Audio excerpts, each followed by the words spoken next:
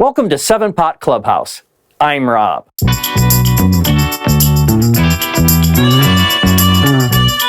How time flies.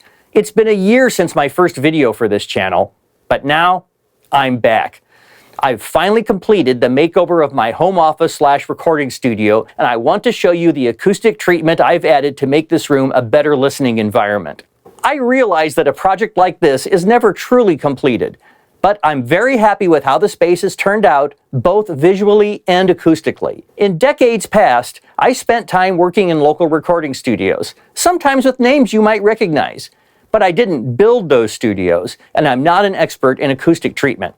Today, I'm just a random guy making music at home. This tiny spare bedroom is where I track and mix that music, and I want to make it sound as good as I can while staying within a fairly modest budget. And just to make sure there isn't any confusion, I'm talking about acoustic treatment, not soundproofing. Acoustic treatment is changing the sound inside the room for clarity. Soundproofing is preventing sound from traveling outside or bleeding into a space. Now, that's an entirely different topic, and not what I'm trying to accomplish here. I spent quite a bit of time checking out books, articles, and videos about acoustic treatment for home studios. A brief web search reveals many sources offering advice on how to improve acoustics in a small space. When I say small, I'm talking about a room measuring 10 feet 8 inches wide by 9 feet 9 inches deep, or about 3 1/4 by 3 meters.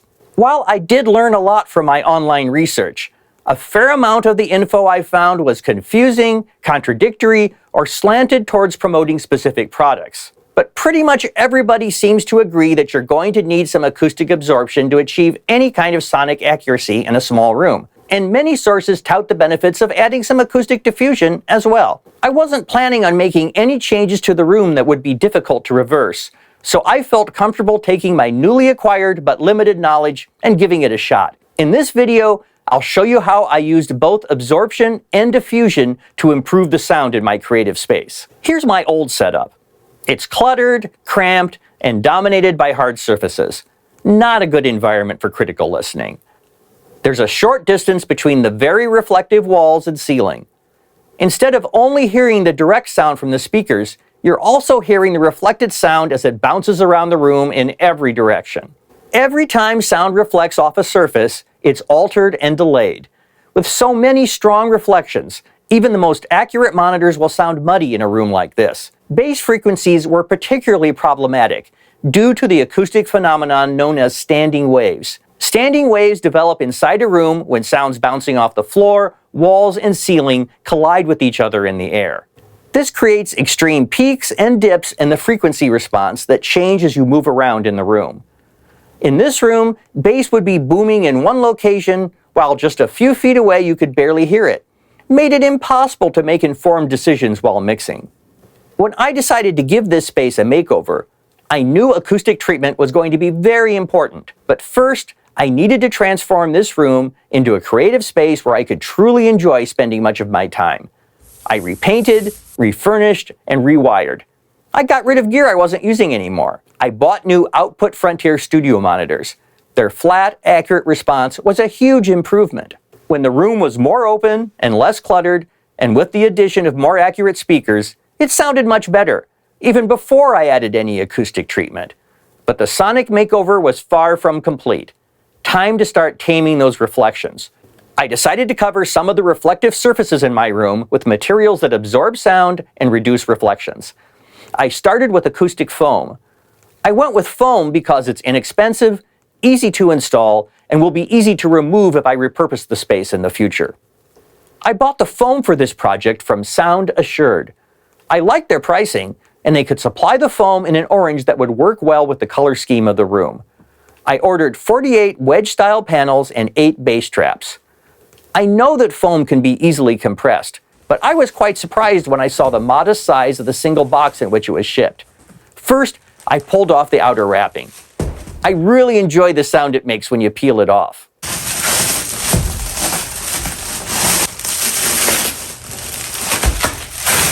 Once I got the wrapping removed, I ended up with a vacuum-packed mass about the size of a yoga mat. I was monitoring the camera with my watch. I wanted to make sure I had a good view to capture the moment when I sliced it open. Unfortunately, a bus passed by the house just when I released the air, but maybe you can still hear a little of the whooshing sound.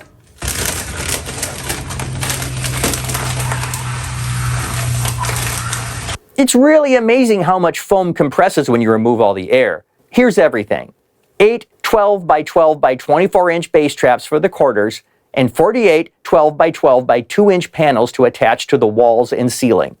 That's enough to cover about 64 square feet. I figured that would be a good start, knowing that I could always add more if I felt it was necessary. I didn't want to end up with a completely dead room because I track vocals and instruments in here as well as mix. When it was time to get started, I had a pretty good idea of where I was going to install all the pieces. I started out in this corner, which has some strange angles due to the way the roof of our home is constructed. I had to get creative in my placement of bass traps, which are used in corners to minimize the standing waves I mentioned earlier. To attach the foam to the wall, I went with this double-sided Nano tape. I've had good luck using it for other applications, and it's pretty easy to remove from the plaster walls in our older home. I attached 4 pieces of tape to both wall-facing surfaces. These bass traps have 2 surfaces that attach to the wall, so it takes 8 pieces of tape to secure them. Then you have to peel off the protective film.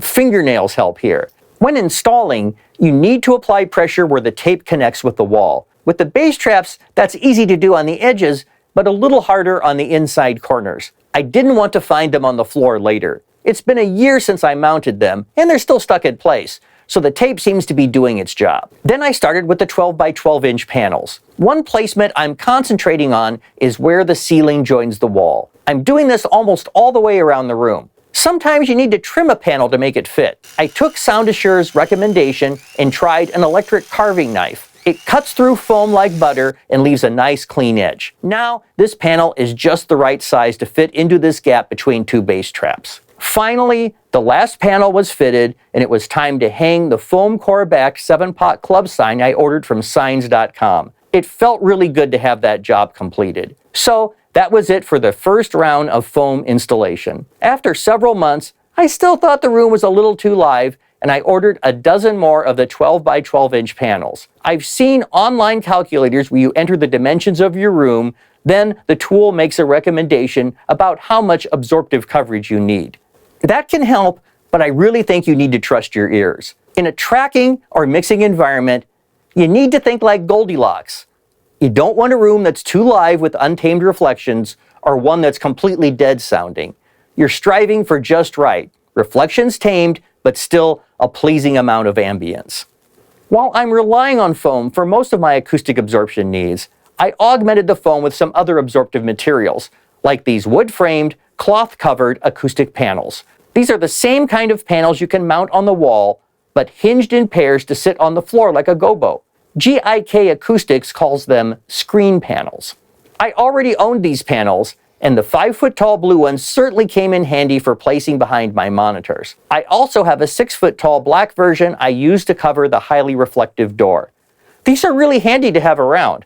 They're fairly lightweight and are quite durable. I've had them for about 10 years and move them around where needed. My only complaint? We have 3 cats, and the fabric is a super attractor of pet hair. And here's another cat hair magnet. Double-layer cotton velvet curtains from Lush's Curtains. The fabric is very high quality, and they're excellent sound absorbers. I ordered them in a custom size to cover the 2 doorways. One leads to the attic, and they arrived in just a couple of weeks. I can pull this one all the way across the doorway when I'm mixing. I added these curtains a few months back, replacing the thin polyester ones I originally hung. A huge improvement. Lastly, there's a fairly thick rag rug which covers most of the floor. That's it for absorption.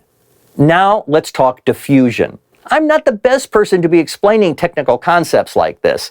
There are many others who are vastly more qualified. But here it is in a nutshell. When you aim your monitors at an acoustic diffuser, it softens echoes and reflections without removing sound energy. Most diffusers have an uneven surface to break up sound waves so they radiate in many directions instead of directly reflecting off the walls and ceiling. This can reduce muddiness and increase clarity while still maintaining some ambience. But that ambience will sound more like the distant reverb you'd experience in a large space. So, once I decided to add diffusion to my studio, I needed to select from among the many options available on the market. There are various types of pre-made panels, but I opted for a custom-built wooden panel from Rebel Sky Acoustics, one of several builders of custom acoustic diffusers you'll find on Etsy.com. These panels are made from reclaimed wood and are functional pieces of art that really dress up your space. Since they're custom-made, you can choose a standard size and color treatment or work with them to design your own. There wasn't much price difference between one of these custom-made wood panels and buying multiple pre-built panels. The diffuser took about 3 weeks to arrive after I placed my order, including shipping time. I immediately unpacked it and was very happy with how it turned out. However, this is not the lightweight diffusion solution. This diffuser weighs almost 75 pounds. It came with 2 sturdy D-hooks already installed for hanging. This thing is really heavy, so we were careful to make sure we installed the screws securely in studs. I knew I wouldn't be able to mount it alone, so I got my next-door neighbor Bill to help me. I really liked how it looked on the wall, but would it improve the sound of the room? I ran a quick down and dirty test to see if I could objectively detect some difference. The night before we hung the diffuser, I set up my camera with an external microphone to capture the sound in the room. Although this microphone looks like, and is, a shotgun mic, it also features a stereo mic in the same housing. I recorded a snippet of one of my Logic Pro sessions, then did the same thing again the next day in the same position after the diffuser was installed. My object was not to make pristine recordings, but to determine if I could subjectively hear anything different in the recordings or objectively see any difference in the waveforms. As far as the listening test, I'll let you judge for yourself. This is the strangest year, but I still grew hot peppers here. I'm gonna taste some for you now. Soon I'll be saying wow. Just pluck them from the plants. Now inside my mouth they'll dance. I'm gonna taste some for you now. Soon I'll be saying wow, wow, wow. So, is there a difference? My ears tell me yes, yes, yes. Let's examine the waveforms. The one on the bottom is a wave bounce of the original track. The middle is before diffusion, and the top is after diffusion. Overall, the waveforms look very similar, but it's easy to spot a lot of large and small differences, although I'm not well qualified to analyze or explain them. I don't want to dwell on this test too much, because it's in no way a scientifically conducted experiment. It's just an informal before and after test I did for my own benefit. But it's definitely my opinion that the diffuser increases clarity. To my ears, the recording made before the diffuser was installed is more sibilant and has harsh sounding ambience that hides details. The post-installation recording is brighter, crisper, and more pleasing to my ears. The combination of acoustic absorption and acoustic diffusion has really transformed the sound of my room. I also need to give a lot of the credit to my Output Frontier speakers, which I reviewed previously. I've been pleased with the mixes I've done since the upgrade, and they seem to translate well to different devices and listening environments. This has also been a great upgrade for listening to music recreationally.